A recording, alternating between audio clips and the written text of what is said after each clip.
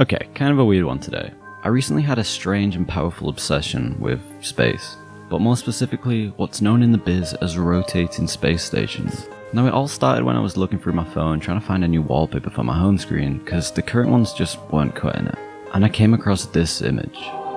Now this came at a perfect time. I had just rewatched Interstellar, which I surprisingly liked a lot more than I thought I would, and I had just got my hands on a Blu-ray copy of 2001, which I had never seen before and was pretty intrigued. So this image, which I'll explain what it is in a minute, really spoke to me. The retrofuturism aesthetic, coupled with the ideas of space habitation it posed, was just so cool. Also, not to mention the stunning artwork by Donald E. Davis. Not to be confused with Donald E. Duck, who is slowly becoming one of my favourite artists. The guy, not the duck. Okay, Future Jensen here while editing this. I just realised that not all of the paintings are done by Donald Davis. Some of them were done by this other guy called Rick Gudais, I think that's who his name is. So yeah, shout out to that guy. Anywho, after I saw this image, I got digging. And I mean digging. I don't think I've ever been this invested in such an abstract topic before making this video. I spent days pondering over articles on wiki pages trying to figure out what I was seeing in these artworks. And well, dudes and bros, let me welcome you to the world of super cool rotating space stations and settlements and stuff. Yeah. Okay, let's start off by asking the question of what's going on in my man Donald's drawings. Well, the images you're gazing your little peepers at right now is what's known as the Stanford Torus space settlement. First devised in 1975, it was the result of a bunch of big brain sciencey people at NASA spending the summer talking to a bunch of big brain peeps over at Stanford about if life outside of planet Earth was possible for humans. And no, they weren't planning on humans migrating to a new planet and getting killed by aliens or anything. They instead thought of the idea of building a habitat from scratch, one that could facilitate human life in a big flying thingy. Now, where this gets more interesting is when we break down how they planned on simulating Earth's gravity. Now we all know gravity. Drop something, it's gonna fall. Jump up, you'll come back down. Hole in the stage, you're dropping down now. And of course, our gravity comes from the Earth, because this pale blue dot is so big that it can bend space and time, and things tend to be sucked towards it. But out in space, once you get away from it all, and it's just you and the cosmos, there is nothing that is giving you that gravity, or at least nothing that is pulling you enough for you to notice. So how did the science bros plan on giving the Stanford Torus gravity? How are they going to figure this one out? Well, 3 simple words. Make it spin. That's right, spin. To mimic Earth's gravitational pull, the plan was for the Stanford Torus settlement to make one full rotation every minute. And with the torus being 1 mile in diameter, that would look a little something like this.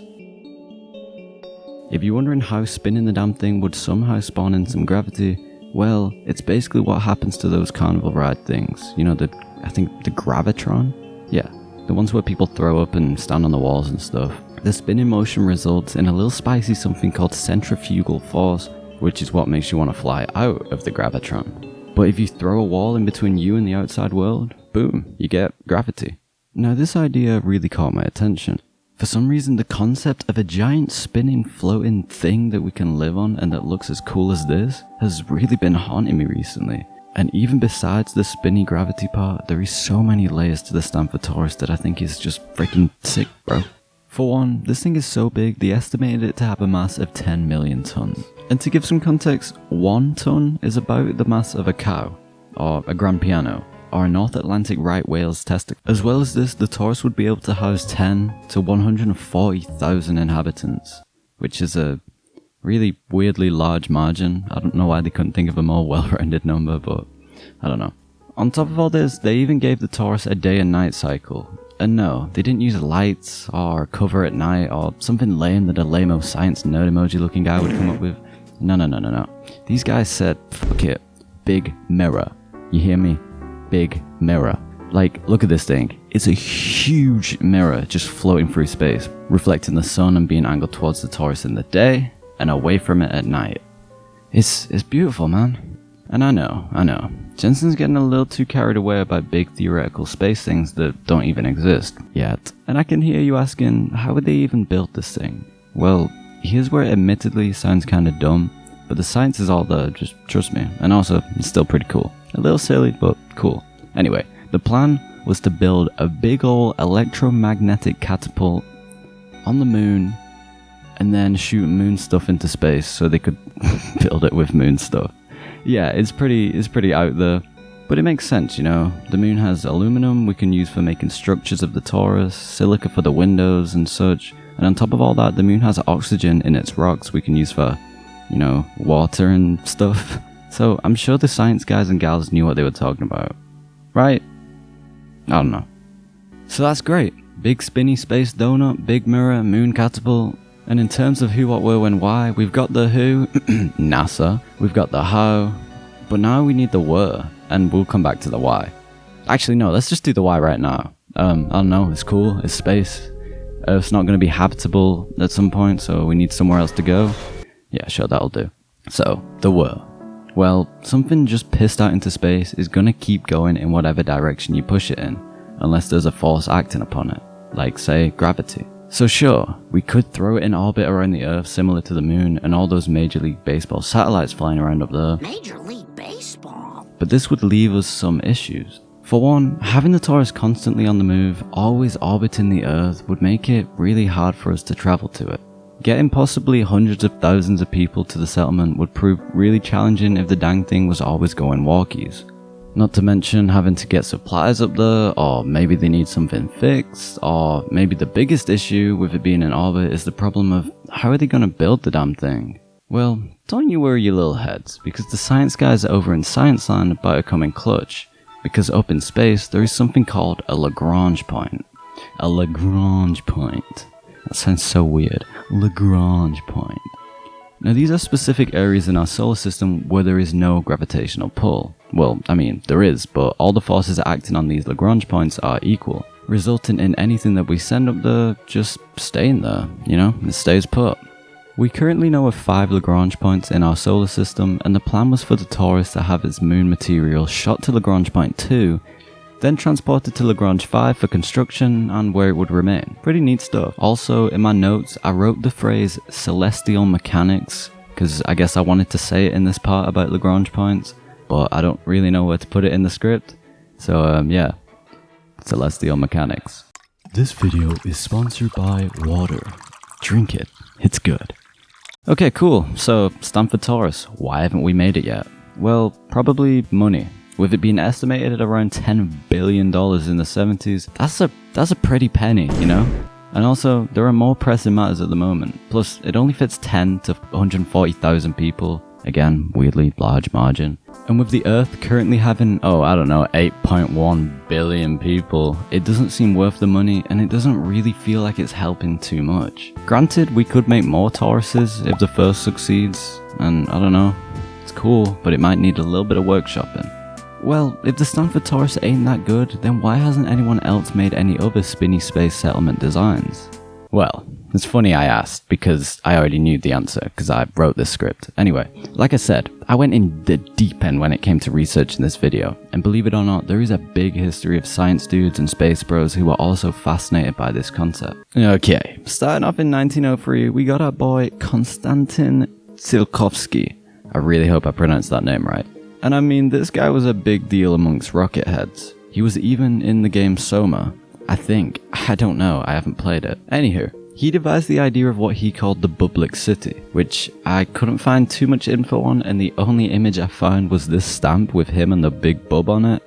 So, yeah, I don't know how accurate this is to his designs. Who knows? But look at him though. Look at him with his funny little spectacles on. So goofy.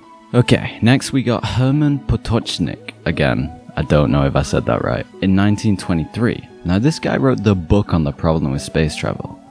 Literally.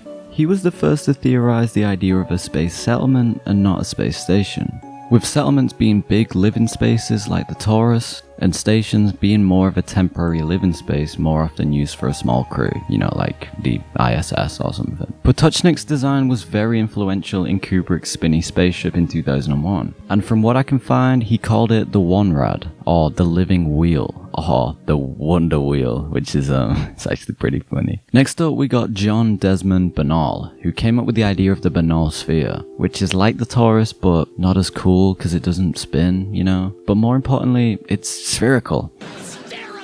Imagine living in a huge ball in space, you know, almost as big as the North Atlantic right whale's ball. Now this next dude is our star player. Enter Gerard ONeal. Now this guy seemed to have a very similar obsession to spinny space settlements as me. And honestly, while researching this video, this guy was like a black hole. It just kept going. He dedicated his life to science and was pretty much the leading man in trying to get humans up into a space settlement. He believed in the long-range future, 90% of the human race would colonize space. And I mean, with how things are going, he probably wasn't wrong.